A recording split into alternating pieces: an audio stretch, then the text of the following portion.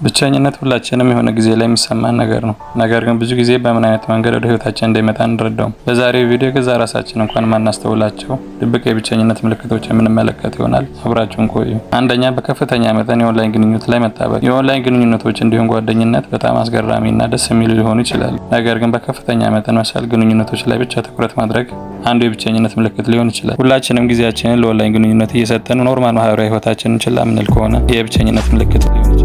ምንም ያክል የኦንላይን ግንኙነቶች ትርጉም ያላቸው ቢሆኑም ነገር ግን ሙሉ በሙሉ የኖርማል አካል በአካል ግንኙነት ሊተኩ አይችሉም። ሁለተኛ፣ ራስን ከሚገባው በላይ መግለጽ ወይም ካለን ከሚገባው በላይ ማካፈል። ብቸኝነት ከሰዎች ጋር ጥሩ ግንኙነት ለመፍጠር ከመሞከር በሚደረጉ ከልክ በላይ ራስን በመግለጥ እንዲሁም በማካፈል ሊገለጡ ይችላሉ። እንደነ ሳይኮሎጂስት ሬን ብራውን እንደገለጹ በሰዎች ዘንድ ለመታየትና ተደማጭ ለመሆን ከሚመኔ ጥልቅ ስሜት የሚደረጉ መሆናቸውን ነው። ሶስተኛ፣ ለሰዓታት በጌም ጨዋታዎች ወይም የተለያዩ ሾዎችን በማየት ማሳለፍ። በተከታታይነት ለረጅም ሰዓታት የተለያዩ ቲቪ ሾው ወይም ጌም በመጫወት ጊዜ ማሳለፍ የድብቅ የብቸኝነት ስሜት ምልክት ሊሆን ይችላል። አራተኛ፣ ሁልጊዜ ቢዚ መሆን። ያለን ሁሉ ጊዜ ውጤት በሌለው ነገር የተጨናነቀ ከሆነ ምናልባት ጥልቅ የሆነ የብቸኝነት ስሜትን ለመደበቅ እየታገልን ሊሆን ይችላል። ምናልባት አንዳንድ የራስን ቢዚ ማድረግ ከራስ ስሜት ጋር ቁጭ ብሎ ለአለመነጋገር የሚደረግ ጥረት ሊሆን ይችላል። አምስተኛ፣ የምግብ ፍላጎት መቀነስ። ብቸኝነት ለምግብ የነበረን ፍላጎት ሊቀንስ ይችላል። ይህ ምንም ነገር በውስጣችን ደስታ የሚሰጠን ነገር ያለ መስሎ ስለማይሰማን። ስድስተኛ፣ ብዙ እንቅልፍም ተኝተን የድካም ስሜት መሰማት።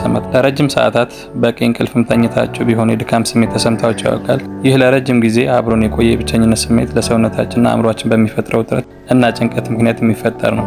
የዶክተር ጆን ካቼፍ ጥናት እንደሚያሳየው ብቸኝነት ተኝተንም ቢሆን እንኳን በውስጣችን ውጥረትን እንደሚያመጣ ይነግረናል። ሰባተኛ፣ በትዝታ ውስጥ ደስታን ወይም መጽናናትን መፈለግ። ብዙ ጊዜ ድሮ ፎቶዎችን የመመልከት ልምድ አላችሁ ወይም ድሮ ያዳመጣችኋቸው ሙዚቃዎች አሊያም ትዝታዎች ትናፍቃላችሁ። ትዝታ ምናልባት ምቾት ይሰጠን ይሆናል፣ ነገር ግን ድብቅ የብቸኝነት ስሜት ምልክት ሊሆን ይችላል። ለምሳሌ በኮሮና ወረርሽኝ ሰዎች በቤት እንዲቆዩ በተወሰነ ጊዜ ብዙ ሰዎች የልጅነታቸውን የቲቪ ሾው እንዲሁም ሙዚቃዎችን ያዳምጡ እንደነበር ተረጋግጧል። ምናልባት ትዝታ ለጊዜ ጥሩ ስሜት እንዲሰማን ሊያደርግ ይችላል፣ ነገር ግን ደግሞ አሁን ላይ ያጣናውን ነገር በበለጠ እንድናስብ ሊያደርገን ይችላል።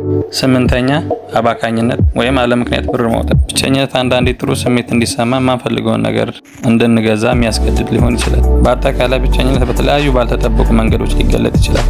ነገር ግን ከላይ የገለጽናቸው የመጀመሪያዎቹ ደረጃዎች ራስን ለመጠበቅ የተጠቀሱ ናቸው። ቪዲዮአችንን ስለተከታተላችሁ እናመሰግናለን።